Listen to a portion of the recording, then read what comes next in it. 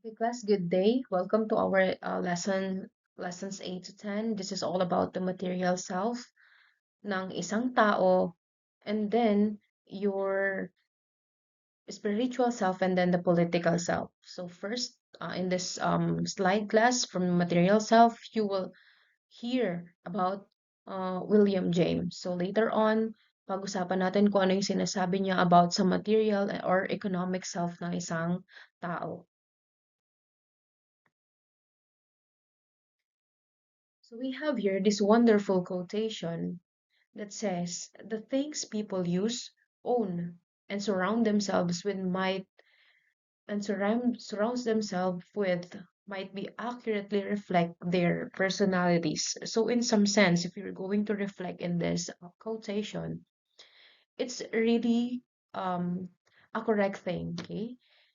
Yung mga bagay na pag-aari natin at nakapaligid sa atin physically, ito ay nagde-describe kung sino tayo at yung personality na meron sa atin. For example, well, one of my students own a computer na panglaro. So, dalawa din yung monitor niya. So, kaya pala may ganun siya is because gamer siya and nag-stream siya ng tawag dito, mga laro. Okay? So, hindi ko naman sasabihin si Rodney yun. Pero si Rodney yun ng IT1D. Okay. So, may tinatawag tayong material self. And I said that you will hear about William James. So, sabi ni William James daw, material self or the material self is everything that you can call yours. Okay? So, it's all about the body that we have. Okay? Your family, your reputation, as well as your clothes, and then your house. So, meaning, the things you own reflect your identity, lifestyle, and the social status na meron kayo. Yun lang naman pinatutungkulan nung quotation na to.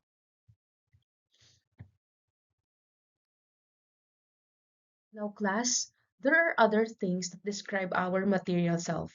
This reflects to all the physical elements na meron tayo bilang tao. These are our possessions, mga pag-aari. Maaaring sasakyan, home, or yung tahanan, the body, the physical body that we have. So it's all yours. And the full control is in you. Okay? And then, yung clothes nga natin. These refers to our physical possessions. So class, these objects help make the person, but they also show what the person is made of. So, 'di ba? Sobrang ganda nito. Your your possessions, your clothes, your the way how you clothe yourself, it reflects to who you are. It reflects your personality. Tama o mali? So, I think if we are in class, you will say yes. Because definitely that is what the material self is all about. Your clothes reflect your personality. Your phone might show your priorities, okay? And then your house, or specifically your cuarto or room, it shows your habits and then the lifestyle that you have. Now let's move forward. We have here one important term that says money and the sense of self. This is according to Renee Spencer. So, sinasabi dito that there is no doubt that money is impactful. Because how does money affect us? Um, if we have money, it refers or it affects us in the way how we see ourselves. Kung wala kang pera, isipin mo na you are less. Sabihin, most of the people, class, uh, sumasaya dahil may pera, 'di ba? Aminin natin 'yun at hindi. Dahil 'di ba nga may isang famous na kasabihan, hindi daw lahat ng kaligayahan nabibili ng pera. But I will say it in an opposite way. Kapag meron kang pera, maari mong mabili yung mga bagay na nakapagpapasaya sa atin. Okay? Maari nitong ma-fulfill yung mga bagay na kailangan natin. Money enables us to help other people as well. And that is why money and the sense of self is somehow related with each other. Okay? Money affects the way how we see ourselves and the way how we think. Okay? It also fosters or affects the relationship na meron tayo. So, the best example is, di ba, halimbawa, kapag may mga mag-asawa, nagkakaroon sila ng problema sa pera. So, it affects the relationship na meron sila. Ganun din naman class if there is too much money doon sa isang household. So, pag 'di ba lahat ng sobra is sometimes masama because money class is also enabling other people para maghangad pa ng maghangad. And that is why corruption exists in our country. So let's read this wonderful dito passage in this slide. So it can change your life in variety of ways, especially when you come into it suddenly or if you start out with nothing and become wealthy over time. So it will shape your perception. It will change your perceptions, believe me. Kaya nga 'di ba may mga nagsasabi na binago ka ng pera. So I hope lang nasa sa atin 'yun. It depends on our moral compass na tinatawag class kung paano tayo maaapektuhan nung ah, pera na meron tayo. Okay? So if you were going to use it in a positive way, you can be a philanthropist na maaring makatulong sa iba at kung ito naman ay maapektuhan ka in a negative way, sabi ko nga, maaaring makatulong din ang pera para alam mo yun, maghangad ka pa ng mga bagay na hindi naman sa'yo talaga. So having a lot of money can influence the way how you think about yourself. We already mentioned it. And it can change your sense of morality. And it can even have an impact on your relationship with other people. So class, paano nga ba tayo binabago ng pera? These are the evidences or the pieces of evidence behind the idea that money can truly change people. Number one, the social and business value. Okay, so it helped people. So, sorry, social and business value. So when we talk about money class, people help because we believe that it's a social duty. Okay, tawag dito obligasyon natin ito sa ating kapwa. But money can change their motivation. Okay? Yung iba tumutulong, it's because sa pagtulong na yun, class, napopromote yung kanilang business. So that's the very essence of this slide or this first bullet. And we have here next, self-sufficiency. Those who are curious of money typically strive to be more self-sufficient than those whom money isn't a priority. So class, sabihin na lang natin sa madaling sabi na this self-sufficiency in service class. So, kapag conscious kasi tayo sa tawag dito, sa pagkita ng pera, nagiging mas independent daw tayo. Ibig sabihin, nagkokosto ng self-sufficiency, 'di ba? So yun, mas nagsistrive daw yung mga tao na kailangan pa nila i-earn yung pera other than people na hindi nila masyadong priority yung pagkita nito. In essence, it really happened. Okay? So, meron naman tayong tinatawag na self-view class. Ito yung pangatlong bullet. So, the amount that one earns could have an effect on how he or she view himself or herself and then as well as the other people. We have an important term says about the class essentialism. So it is the idea that differences between classes are based upon the identity and genetics rather than the circumstances. So yung money class, the self-view, it's one of the evidences na talagang nakakaapekto yung pera sa isang tao, na nababago tayo ng pera. 'Di ba? Self-view and class essentialism, ito yung parang class na the sense of feeling rich or poor. So, it affects our confidence, the confidence, and then our identity. 'Di ba? Kapag class essentialism, kapag iniisip natin class na mayaman tayo, ibig sabihin parang pag alam mo sa sarili mo na capable ka financially, ibig sabihin mas mataas yung confidence mo sa mga bagay-bagay. Tama o mali? 'Di ba tama? And pagka naman class, most people will say it's tama again. So pag naman feeling natin hindi less capable tayo financially, it limits us sa mga bagay na gusto nating maabot.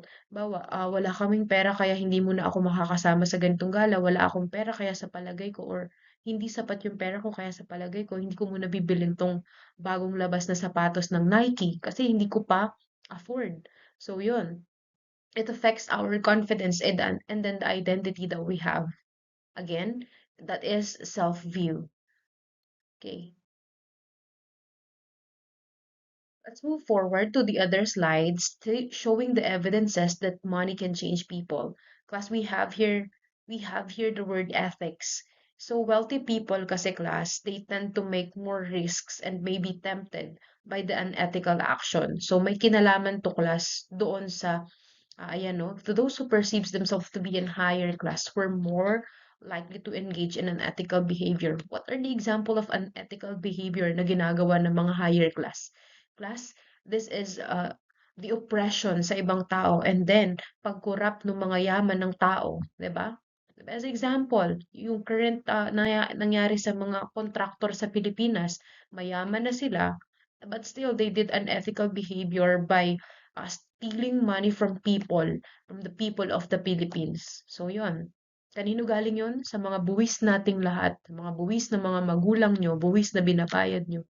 Kinuha at ibinulsa ng mga nasa higher class na yan because masyado nang nasisilaw yung mga tao. That's what we call here in ethics and then related to the unethical behavior that they are doing. Now we have here class addiction. It's almost the same to ethics. Okay? So because class, it says that the positive feeling that follows in obtaining money can cause chemical reaction in the brain that feels good. And that is why people tend to be addicted sa pera. 'Di ba? Earning money triggers a feel-good high feeling which can make people obsessed with wealth. 'Di ba? You feel good kapag malaki yung kita mo. Kaya ngayon, obsessed ka na mas yumaman pa. So, yun. That is addiction. So, dito may sinasabi, money does not change people. It unmasks them. Do you believe? This is according to Henry Ford. So, do you believe that money uh, does not change us, but it unmasks us lang? So it's upon your own perception, 'di ba? Hindi ko sasabihin tama, hindi ko sasabihin mali.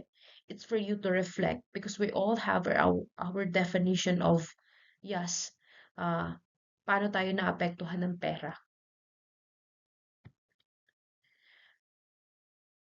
We have here the theory of the meaning of material possessions. So what it suggests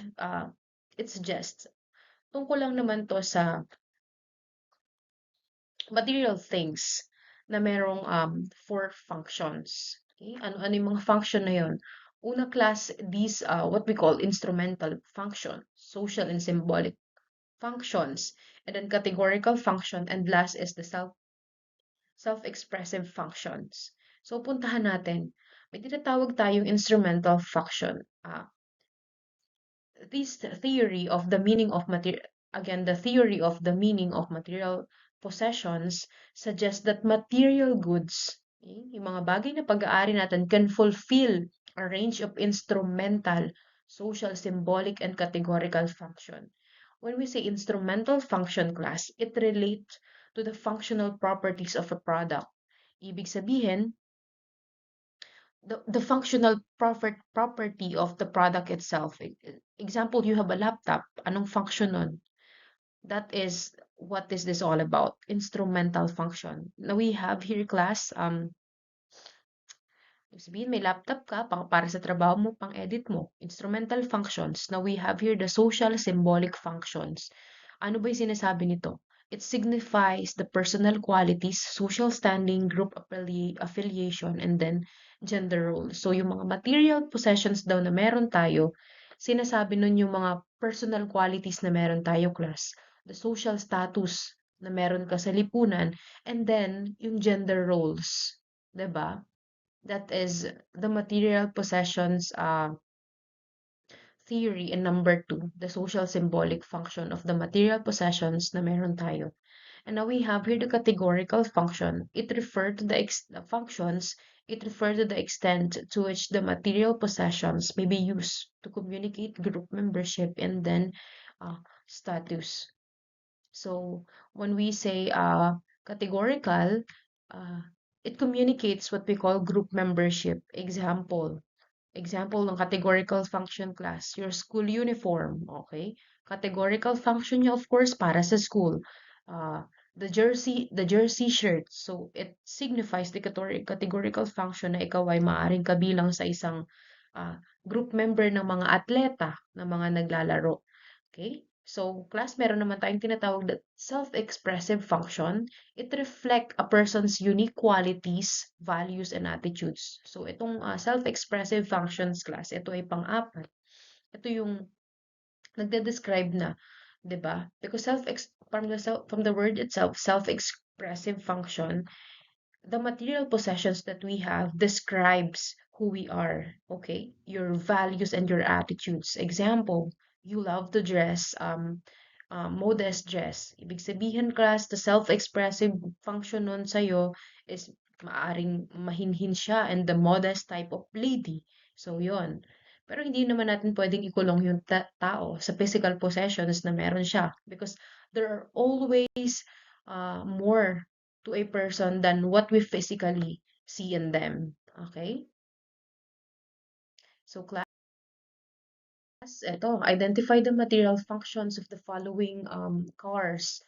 It's an example activity lang. Material function ito, itang parang kotse na ordinary lang. Of course, yung material function yan. Oh, syempre, para may sasakyan ka.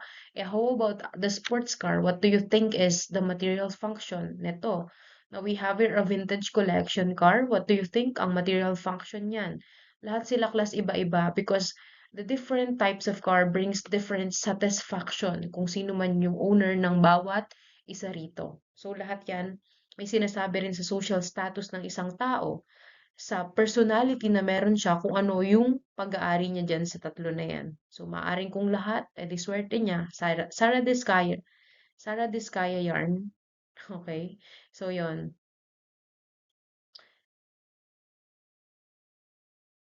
So, identify the material functions of the following. Save more market. Okay? And then marketplace by Rustans. Medyo mamahalin. And then the Landers. Famous. So, yan. You have to reflect on it. Now, we have here class in the concept of economics. When we say class, these are important terms when we describe the material aspect of a person.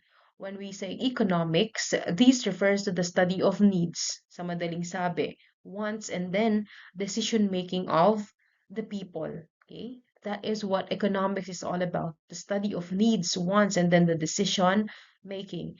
And then we have here the what we call economic self-sufficiency. You have to hold in the term what we call self-sufficiency. So we have here the economic self-sufficiency. This is all about the ability to meet one's needs. Okay? The ability of the individuals and family to consistently meet their needs. That is what the economic self-sufficiency is all about. Kapag natutugunan mo yung pangangailangan mo at ng pamilya mo materially. Po-provide ba yung mga kailangan mong pagkain? Yung pera na kailangan mo, allowance mo sa school para mabili mga material things, material possessions na kailangan mo para makapag-aral. That is what this economic self-sufficiency is all about. And now we have here the economic consciousness. When we say economic consciousness, it refers to the awareness of the financial responsibility. That is the keyword for this. So, the economic consciousness class is the result of socialization and professionalization of the subject of a person, ibig sabihin, that acquires a particular significance in human affairs. So, yun. Economic consciousness is your awareness of what are your financial obligations or responsibilities. So now last term is the economic identity. we have here a psychological phenomenon. When we say economic identity, it refers to the psychological phenomenon that results from the social categorization, such as being rich, sustainable, sakto lang, or poor, mahirap talaga. When we say economic identity, it's how the society classifies us. Tayo ba ay kabilang sa mga mayayaman, sa mga middle class lang, o sa mga marginalized or poor people? That is what economic identity is all about. Our classification in the society that we are living. Mayaman ka ba? Sakto lang? Or mahirap talaga or marginalized? Okay, let's continue our discussion. We have here what we call symbolic motives. These is symbolic motives in consumption of something. So we have here the status. This is when people tend to buy things or items in order for them to feel recognized. That is what status is all about. So to the extent to which people believe they can derive a sense of recognition or achievement from owning something. Okay? So yun. Ang basic concept natin dito is what we call materialism. When we say materialism class, it is the importance ascribed to the ownership and acquisition ng mga material goals uh, or material goods ng isang tao. So yun yun. Pag tayo, alibawa ako, nakabili pala ako ng Chanel bag someday or mamahaling bag. So, eto yun. Parang ibig sabihin, natupad ko na yung isa sa mga pangarap ko. However, class, hindi ko pangarap bumili ng mga mamahaling bag. Kahit, kahit yumaman man ako or magkaroon akong madaming pera, hindi ko pangarap yan. Hindi ko, wala lang. Siguro, masaya ako if makakauna ko ng kahit isa o dalawa, but to possess marami nito, hindi ko rin nakikita yung sense of worth ko. So, yun. Now we have here, the second is the affective motives. Si- Nung affective motives in consumption of something or a thing. Ano ba yung affective motives na yan, class? Ito ay, uh, ito, di ba, basahin nyo. So, sa madaling sabi pala, class, it's when people buy because that specific thing makes them happy. Halimbawa, bumili ka ng piyesa ng motor mo kahit hindi mo naman ganun kakailangan. Binibili mo kasi it's a thing na nagpapasaya sa'yo. It makes you feel fulfilled. Okay? Hindi dahil kailangan mo yung piyesa ng motor na bago kasi kabibili mo pa lang last. Bumili ka kasi pinasasaya ka nun. It brings you satisfaction.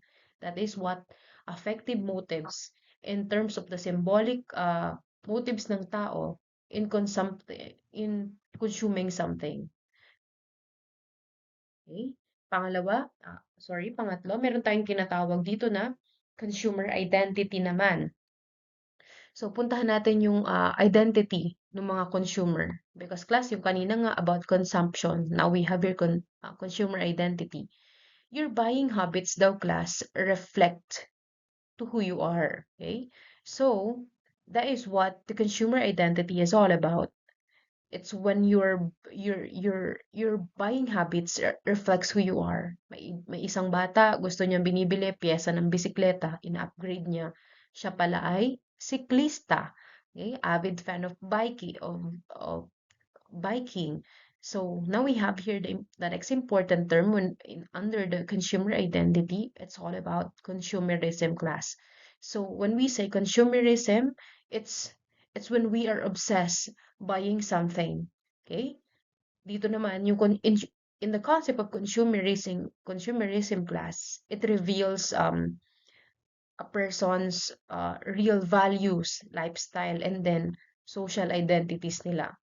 So yun, yung mga na-observe ko noon, may mga mayaman akong during my high school days, sa section kasi ako na mataas talaga. So yun, parang lahat doon mayaman. So napapansin ko yung mga kaklase ko, mga notebook nila class, yung ang mamahal na nowadays, nasa 76 to 50 pesos na.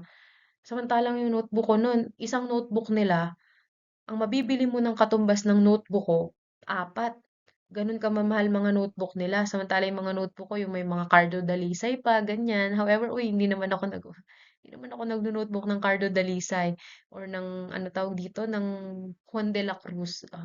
Basta, yung mumurahin lang ang notebook ko noon, manipis, pero nasusulatan ko, kompleto ang lecture ko.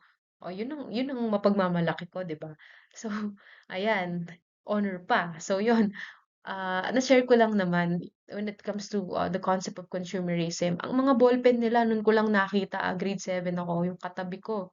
Ang ballpen, GTEC. Pambihira nung nakita ko sa Pandayan kung magkano yung isang GTEC. Aba, makakabili na pala ako to ng tawag dito, parang 10 peraso ng ballpen na gamit-gamit ko. Tigsa sais lang yung ballpen ko nun, yung isang GTEC nasa 60 pesos, di ba? So yun, consumerism, it reveals yung social status ng isang tao and then lifestyle na meron siya, as well as yung values niya. Okay? That is what consumerism is all about.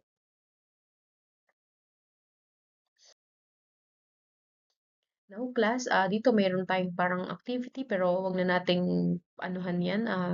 Of course, skip na yan. Pero class, etong activity na to is entitled I shop, therefore I am. I have, therefore I am.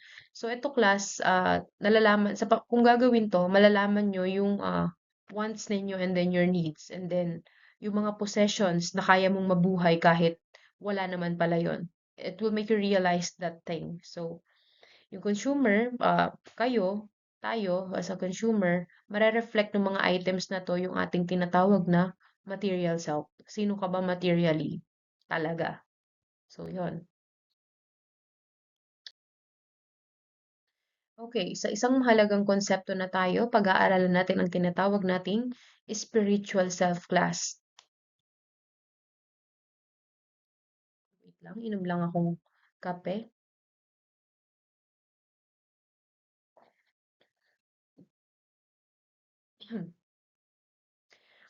Okay, so in spiritual self class, we're going to know about the concept of spirituality. When we say in the concept of spirituality class, 'di ba? Naalala nyo nun yung lesson natin about kay Saint Aquinas. So it's the kind of philosophy class na inaaral natin yung connection between the body and what they believe is our soul. So yun, sana naalala nyo yun, the philosophical perspective of a person according to Plato, the great philosopher, Socrates, and up to the Renaissance period, kina Rene, and then the contemporary era, sino-sino yung mga yan. Mga philosophy kagaya ni almost kay, what do you call this? Karen Horney. Yeah, yung mga ganyan. In the spirit aspects, kina Saint Thomas Aquinas, 'di ba? So, yun. The concept of spirituality, let's move forward in this. We have an important term here, called the spirit, soul. So, wag tayong malilito. When we say spirit, it's all about the attitude na meron tayo, okay? The individual or a person's habitual attitudes, inner strength na nagmumula sa Panginoon or sa God. That is what the spirit all about. Kaya nga 'di ba dapat daw pinalalakas natin yung spirit natin sa pamamagitan ng pananalangin, pagsisimba. So because class, in the concept of spirituality, naniniwala ang tao na tayo ay merong Panginoon or the supernatural Panginoon. So, doon nagmumula yung kalakasan ng ating spiritu. Now, class, we have here the soul. It's the consciousness, according to this lesson. It's the consciousness, yung thought mo and then your emotion. So, the soul is what we call the embodiment of your spirit. So, kung yung spirit mo, isang tao na parang malakas ang pananampalataya, so yung soul mo is ganon, okay? When we say soul, it's the animating principle of human nature. Your consciousness, your thoughts, your emotions, okay?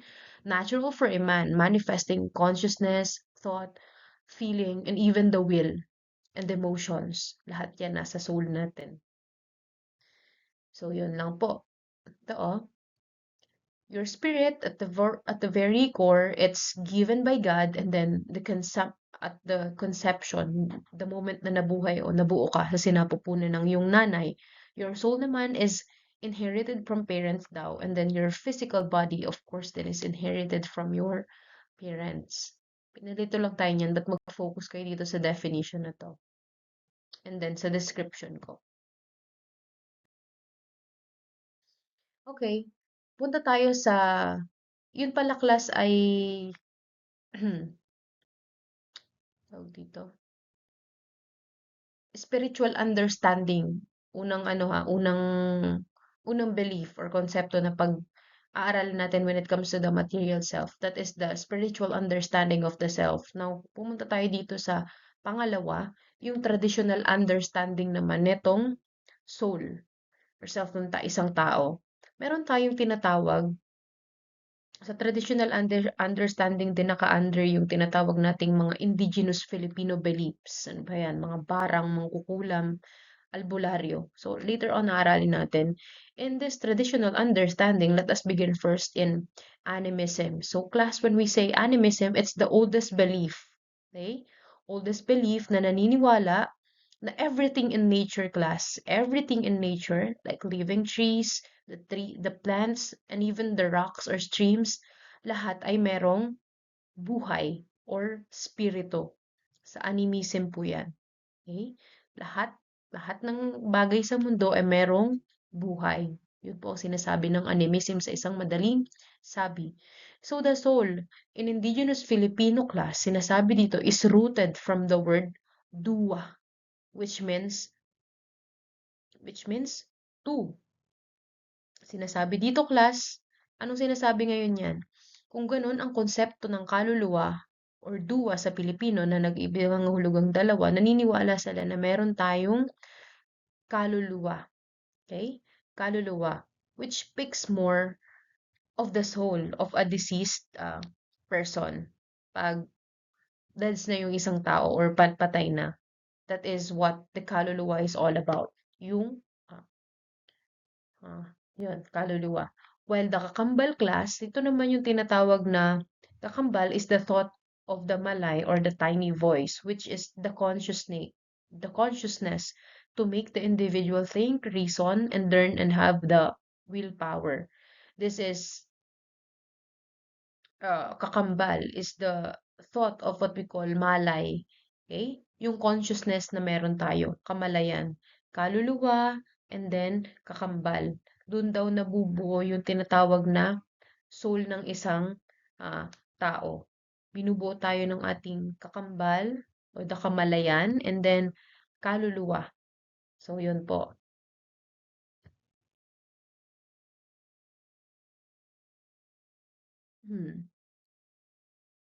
So, ito, puntahan natin.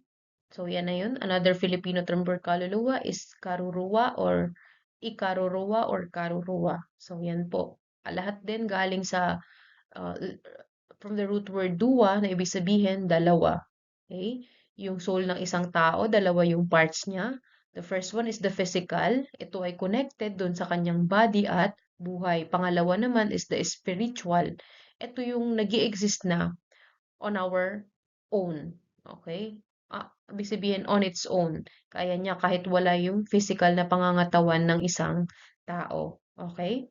So now, we have here in Ilonggo naman class, meron silang tinatawag na, yung soul is meron silang tinatawag na dungan. So, which is, cannot be seen in the human eye. So, yun.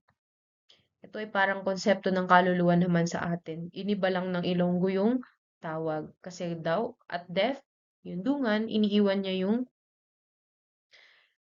ah, katawan natin. So, yun po.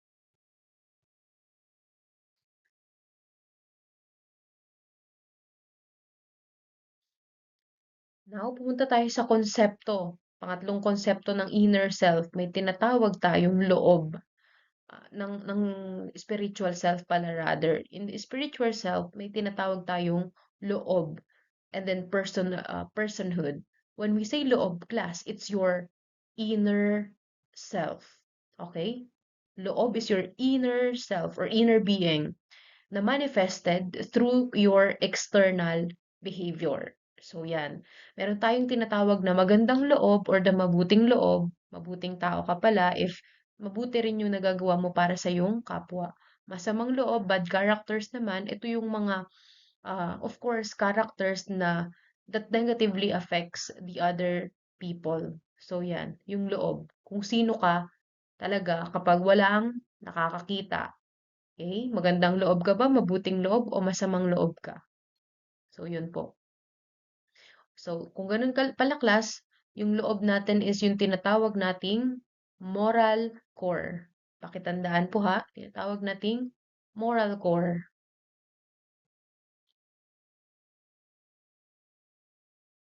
Okay. Now, punta tayo sa konsepto ng finding and creating meaning in life. This is according to Viktor Frankl. So, meron daw three ways to discover life's meaning. So, meron tayong tinatawag na experiential. Okay? So, experiential values, creative, and then attitudinal. Pag experiential values class, this is the experiences you go through. Okay? And then the creative values naman is what you create or contribute. And then attitudinal values is how you respond doon sa mga hardships na nararanasan mo sa buhay. So, according to Viktor Frankl, meaning is something to discover rather than to invent. It has the same concept of the inner happiness, life, satisfaction, self-actualization, and deep spirituality. Ano nga yung self-actualization sa pag-aaral natin ng material self ng tao? Di ba nabanggit natin is it's when you are fully able to achieve your full potential and that you are able to help other people. So, yun po.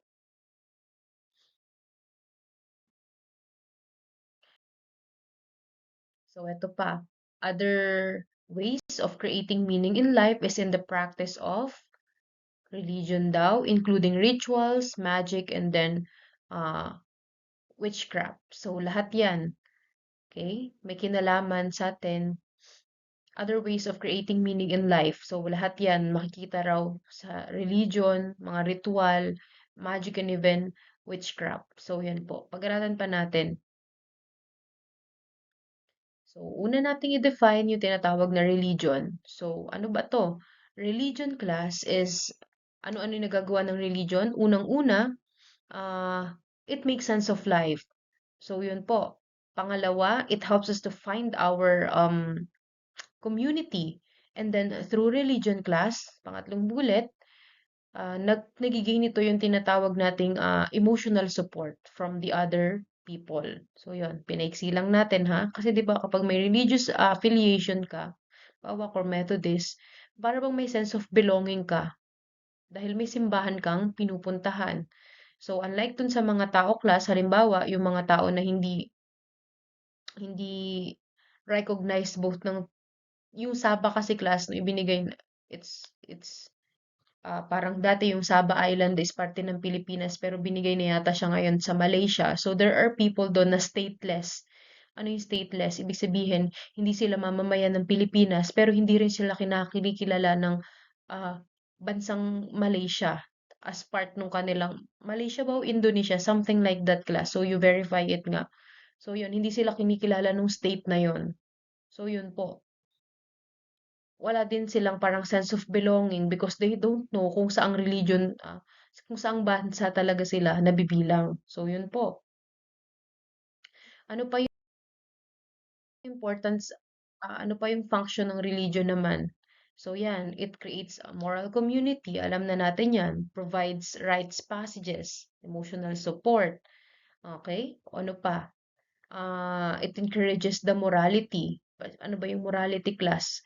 Lagi kong sinasabi sa inyo, hindi lahat ng socially accepted is morally right. So that is the very function of religion. I-align tayo sa tinatawag nating moral compass. Okay? Then class, halimbawa, ayan nga, religion, pero iba-iba rin kasi ng paniniwala. Halimbawa, in Muslims, sa ating mga Kristiyano class, mga Katoliko, born again, lahat yan mga Christian. Under ng Christianity, masama tayo yung para sa atin, hindi magandang nagpapakasal yung mga bata, mga kababaihan at mga ng sa batang edad. However, class sa Islam, pwede kang ikasal kahit 7 years old ka pa lang. Kahit di ka pa pinanganganak, pwede ka nang ma-arrange marriage. So sa atin, ito ay immoral, iba? Lalo na kung yung bata na babae, pakakasal mo sa mas matandang lalaki. Para sa atin, that's an immorality. Hindi siya tama, unethical.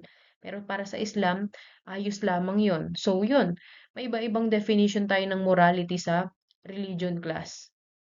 Ano pa yung function ng religion? It's an agent for social change. Ayun, yung kagaya nung ginagawa din ng mga ilang grupo, nagdo-donate sila kapag Pasko, yung mga donation natin sa simbahan class, napupunta rin yun sa mga nangangailangan ng pera. So, yun po.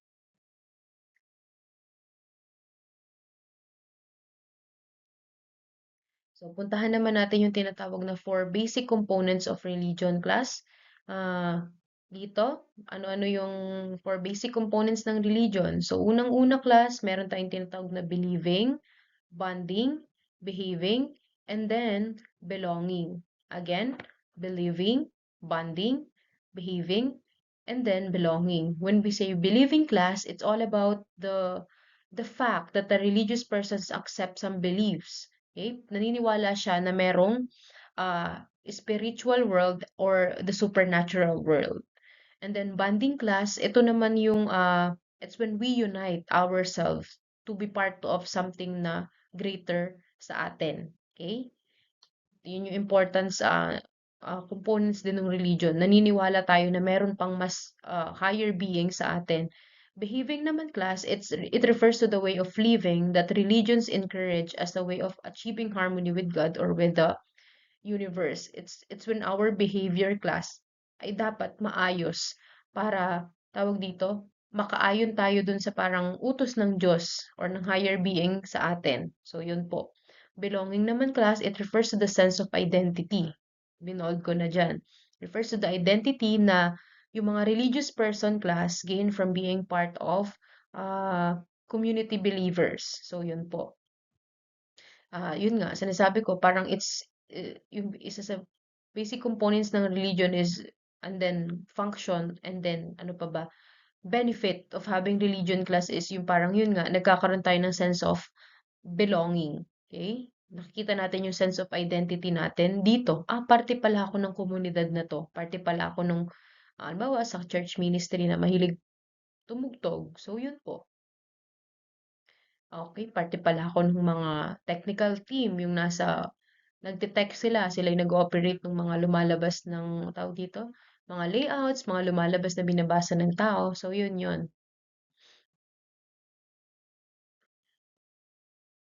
Pumunta naman tayo sa kinds of religiosity.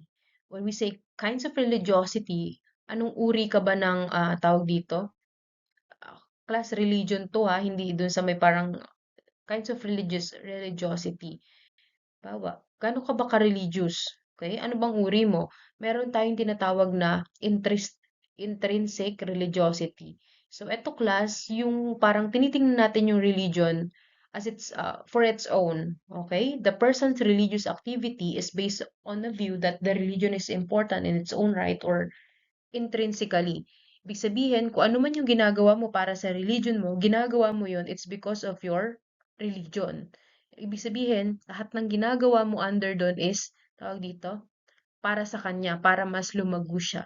Halimbawa, nung panahon ng, nakalimutan ko kasi kung sino yung founder ng Methodist, pero tinawag sa amin yun. Si John Wesley, okay? Sige, i-verify nyo na lang siya if mali, but I remember it's John Wesley. Sila John Wesley nung panahon na yun, para dumami ang believers ng Methodist Church, nagpe-preach sila sa iba't ibang lugar ng mundo. So yun po, you are doing it hindi para sa sarili mo, it's because para mas lumago yung mga naniniwala dun sa religion na yun. Intrinsic. Okay? Intrinsic. And now we have your extrinsic religiosity class. Ito naman ngayon, yung ginagamit mo yung religion for your personal benefit. So, yun po. Yung mga tao na, ayan, sige sasabihin ko, halimbawa si Kibuloy, 'di ba? Ginagamit niya yung religion nila para makapang-abuso siya ng mga ibang tao. Yun yung mga sinasabi sa balita. That is what extrinsic religiosity is all about. You use your religion for your own benefit or social advantage. Mga taong nagpapayaman dahil it's because of the religion na meron sila. So, yun po.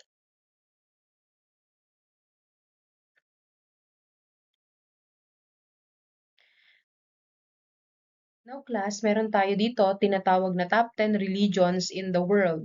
So, class, unang-una, syempre, yung Christianity. Napakalaking porsyento ng mundo ay mga Christians.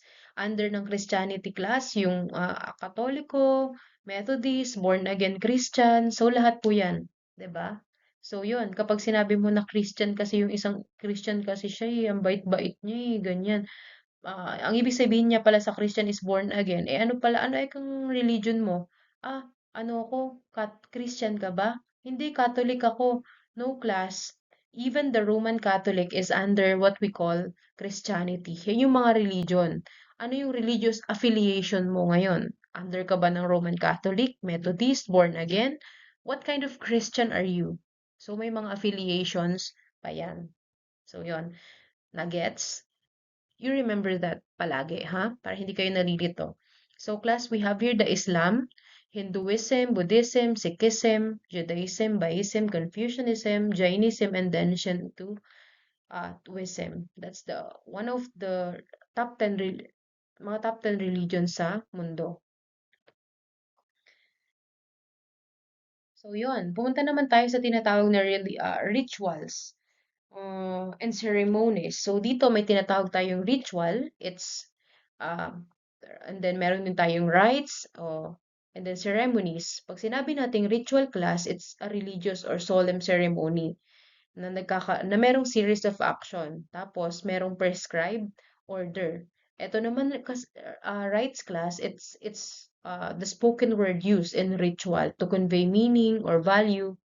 So, yon, to evoke image through the use of metaphoric or illicit commitment or loyalty to a cause. So, set of beliefs, community or persons. So, ito naman class, ceremonies refers to the movements or gestures expressing feelings or beliefs beyond the limitations of speech. So, types of ceremony, maaring simple, formal, or intimate. The kind of wedding. Okay?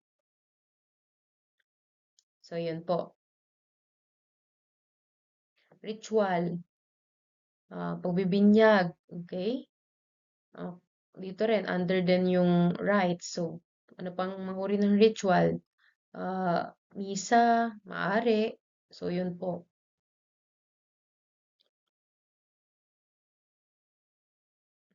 Ayan. Rites. 'Di ba? Rituals, ceremonies, ano yun. So, lahat po yan.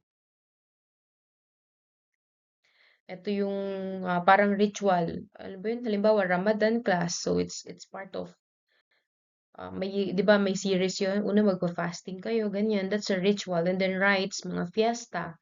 And then ceremony, mga kasal. Ganun po. Ah, ano pa ba? So, yun. Okay. Bilisan na natin ito. Now, pumunta tayo sa tinatawag nating magic and witchcraft.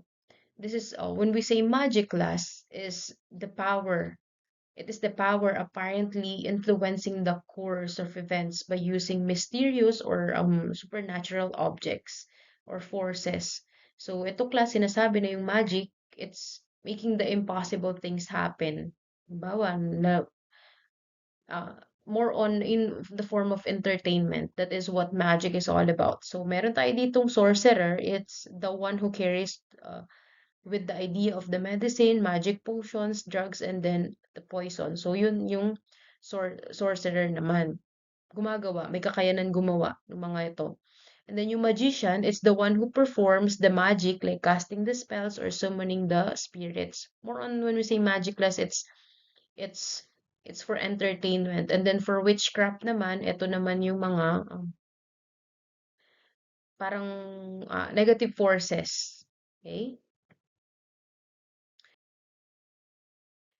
So witchcraft, under ng witchcraft, yung tinatawag natin in the Philippine context class, magic and witchcraft in the Philippines, and we have here barang. So it's when other people are using insects to harm the other people. So, meron tayo ditong mambabarang, yun yung person na tawag dito, nagpa-practice ng sorcery or witchcraft ng barang. 'Di ba pag binabarang daw kayo may lumalabas na ipis sa katawan. So, it's more popular in Filipino belief. So, do you believe in barang and mambabarang? So, yun po. Ayun, puntahan naman natin yung tinatawag na kulam. So class, when we say kulam, it's the Tagalog word in it's the term in the Philippines that we use to describe voodoo or witchcraft, 'di ba? So, meron tayong tinatawag dito na paktol. It's the kind of mangkukulam class. So, they use insect or tiny and then sharp objects para pahirapan yung kanilang biktima or target. So, yun. Meron naman tayo ditong, anong tawag doon? So, yung usik class, ito yung kapag gumagamit ka ng mga insekto daw and then sharp objects para, tawag dito, pahirapan mo yung kinukulam mo. Okay? So these objects might include needles, grains of sand or fragments, broken glass, which can cause all serious lacerations and intense pain doon sa mga vital organs kung saan man itusok yon dito sa manika noong nangkukulam. Okay? So yung paktol, it's the type of mangkukulam daw na nagpa-practice ng kulam. So, paano na iba yung kulam at barang? Paano na iba pala kung ganon? It's in the idea class. Okay? Yung kulam is, tawag dito, uh, it's a form of, uh, tawag dito, yung barang class, it's a form of pangkukulam. Yon.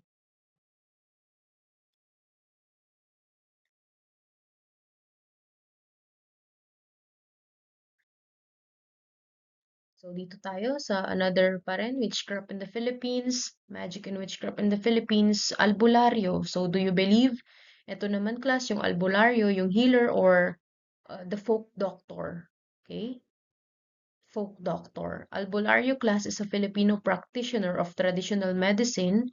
Okay? He is also a medicine man who is capable of performing sorcery. Sila na may ginagamit para mangontra class yung barang. Okay? So one of the methods for counter sorcery includes the use of shavings from the balik-balik tree rubbed around the victim's body. Yung balik-balik tree po, hindi ko alam kung hindi ako masyadong familiar dyan eh. So may ganun pala silang tinatawag. So for antibarang, ito yung medyo familiar ang ma'am. For antibarang sorcery, meron tayong tinatawag na mananambal. Okay? As pangontra doon sa mga nangungulam or yung mga paktol. Okay? May tinatawag ditong mananambal. So, yun yung healer. So, yun po. Kailangan daw i-take niya muna, alisin niya yung mga insekto dun sa katawan ng biktima and then ibalot niya yun sa isang itim na tela and then ilalagay niya sa isang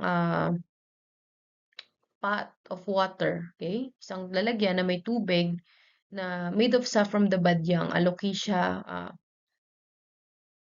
it's a type of parang puno din and then alipata, guso-guso, or sorsoro. Mga puno po yan, okay?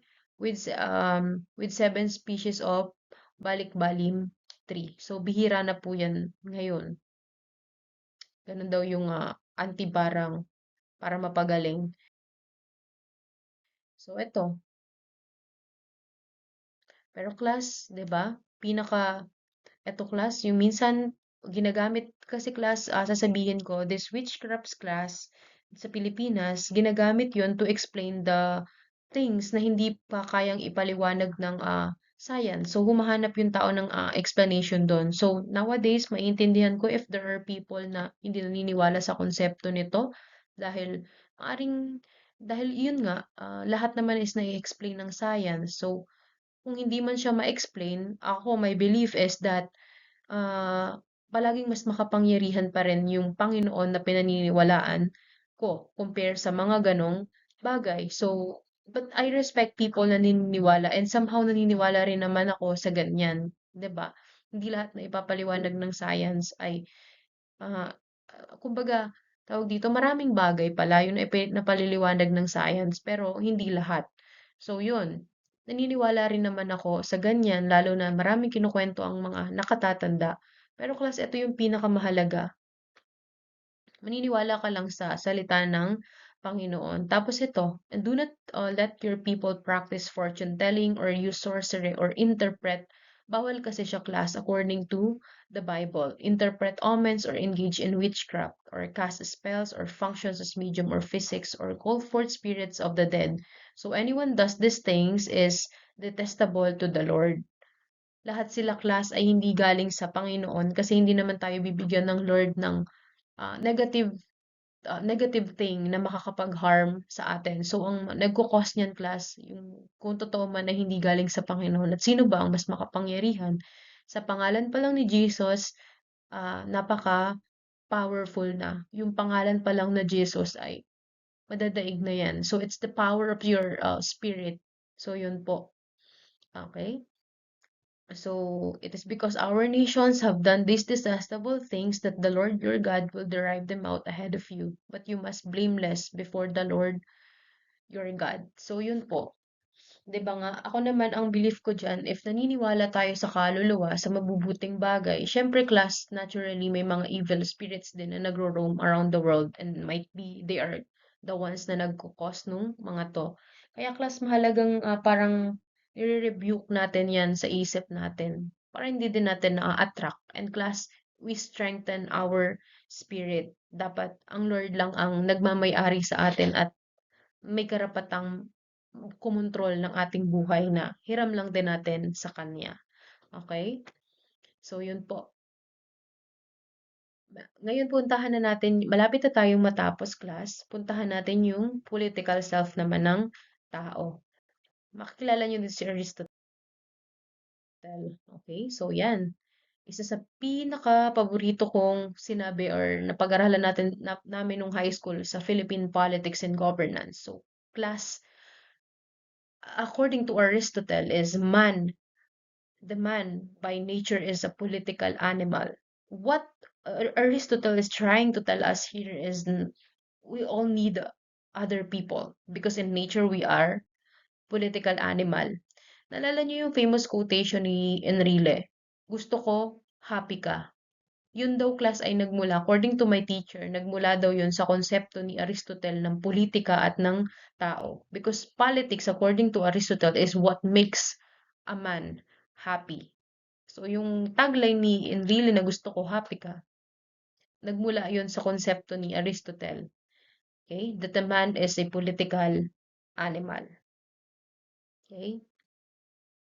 So, pumunta tayo dito sa mahalagang term na to. We have here politics. So, it came from the Greek word politika, meaning affairs of the city. It is the process class of making decisions that applies to all members of a group. It is the ability to govern a control. Dapat ilang yan. A control over the group of people in the community, state, or a nation. So, yung class, kung ganon, paisiin natin, it came from the Greek word politika, which means affairs of the city. And politics class, the word politics is equal to the decision making of the community. So, bakit nga ba naging related doon? It's because class, tingnan natin yung concept ngayon. Sino ba ang nag-e-elect dun sa mga nasa government? Di ba yun yung group of people or yung community, yung isang bansa. So that is what the concept of politics na meron din tayo nowadays sa Pilipinas. Okay? So yun po. The man in nature is a political animal. Ibig sabihin, meron tayong ini-elect talaga na nagli-lead para sa atin. And we all need other people na yon. And they need us. So man is political in nature. Okay, so pumunta tayo sa factors that shape the political self. We have here the individual, institutional, and community. Aralin natin further. Okay. Individual factors. Pumunta tayo. It refers class to the attitudes and then values. Okay? So, the presence of dualism highlights the contradiction between the self-interest and then the good of the community. So, it is in the political self of a man. Hahati daw tayo. Presence of dualism, mga tao. Between yung self-interest mo, ano ba yung mabuti para sa'yo, and then ano ba yung mabuti para sa community. Diyan nadadali yung mga politiko na meron tayo. Nabubulag sila ng mga self-interest nila, and then they become greedy of the money, okay? The material possessions. Kaya naman sila ay patuloy na nahuhulog sa corruption. Example, si Bong Revilla, okay? Nasangkot na sa pork barrel. Ngayon, class, sangkot na naman sa usapin ng flood control. Hindi na siya nadala. At tayo ring mga tao, hindi na nadala. May mga bumuboto pa rin titiwala sa kanya.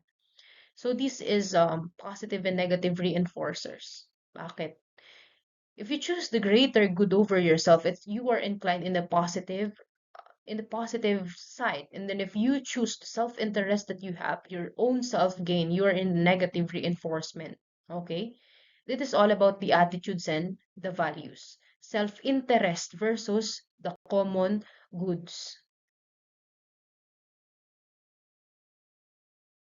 Okay? Pumunta tayo sa tinatawag na institutional factors pa rin, pero this time pamilya na. Ano ba yung sinasabi dito? It teaches us, 'di ba class, in family we first learn the things that we value. It shapes our identity. Okay? So yun. The family teaches the initial values. So may tinatawag tayo ditong authoritarian practices. It may impede independent thought. So, primordial nature of kinship affiliation in the Philippines hampers the development of the sense of community and primary good. Diyan kasi tinituro yung initial values natin. And then, the kinship affiliations. Okay? So, now, pumunta tayo. Yung school class, ano ba tinuturo nito? Yung nationhood. Okay? And then yung church naman, periodically issues pastoral letters. Ito naman yung nagsisilbing guide natin, okay? In the context of the gospel, ay mabuting balita. And then yung media class, ito naman, yung media is mahalaga para i-shape yung ating opinions. Because class media has the power. They have the, what we call, ownership and control of the media. Sinong may-ari nito? Ano ba yung mga gusto lang nilang ipalabas? Therefore pala class, kung ano yung nakikita natin sa media, maaari nitong i-shape mga kung ano yung mga issue na nakikita natin sa media, shape nito kung alin yung mahalaga at hindi mahalaga na usapin sa ating lipunan. Pansinin nyo, at peak noon yung usapan ng flood control. Ngayon medyo naglilelo na siya, napalitan na ng kay Aljur, yung kumakanta siya, 'di ba? So ano pa? Pagpapakasal ni Loy sa Andalyo, mga ganyan. So yun. Okay, so this is the positive and negative portrayal of citizenship. So, yun ang, it shapes our opinions. So, pumunta tayo dito. Government naman class. Ito naman yung nagbibigay ng rights and then obligations. So, it prescribes official programs such as the curriculum in the state elementary and high schools and even in college class. So, it provides framework and environment for the exercise rights and fulfillment of the social obligations. So, meron naman tayong tinatawag NGOs or the non-government organizations, and then mga people's organizations nga, non-government organizations. So it utilizes they utilize rather the non-formal venues of expression and decision making. So itong mga NGOs na to class, they influence the policy making of the government. So yun po. The man in the political nature. Lahat tayo ay related sa isa't isa. Okay? Community factors class. Ano-ano yan? Maaling religion, language, and then access to democratic participation, and then the quality of service. 'Di ba? Na ibinibigay sa atin sa isang community. So, yun po. Okay, so pagdating na natin. The degree or lack of identification with the nation depends, among others, on the type of community which they belong and then the extent to which it is served or sila ay napagsisilbihan, nabibigyan ng benefit. Ano-ano ba 'yon? Religion, sa language mo, and then the absence or presence of social requisites for the exercise of citizenship, and then democracy. It refers to the kind of services that we are gaining. Okay? Now, class, pumunta tayo man in political nature. Of course, we have leaders because of politics. Okay? So, yon. Leadership class is the process, okay? The process by which a certain group members motivate and guide the group. So, eto ngayon, leadership is the process kung saan nililid tayo. And then yung leadership style, okay, it's the pattern of leadership behavior. Pattern of leadership behavior which is repeatedly shown as the evidence across the variety of situations. Sa mga variety of situation na to, ano ba yung quality or behavior ng leader na nakita natin? So that refers to their leadership style. Number one, autocratic leadership. Sila ba ay bossy, directive, and not participate? Ibig sabihin, gusto nila sila lagi yung nasusunod lang. Okay? And then democratic leadership. It's the kind of leadership na participative, communicative, and then equal. Anong kahulugan nun? It is the kind of leadership na you let your people decide also. You are wanting their voice tawag dito, marinig. So it's the kind of leadership na meron tayo sa Pilipinas. May karapatan tayo sa freedom of expression, may karapatan din tayong pumili ng mga leader na i-elect natin sa gobyerno. Democratic and republic type of leadership or government yung meron tayo. Sino best example? Cory Aquino, tama. Democratic type of leadership and then government. And now we have heard the laissez-faire. Laissez-faire leadership is hands-off leadership with few attempts to influence other. So eto class, when we say laissez-faire, minimal lang yung guidance ng leader sa kanyang mga tao because they let their people to act on their own. So yun po.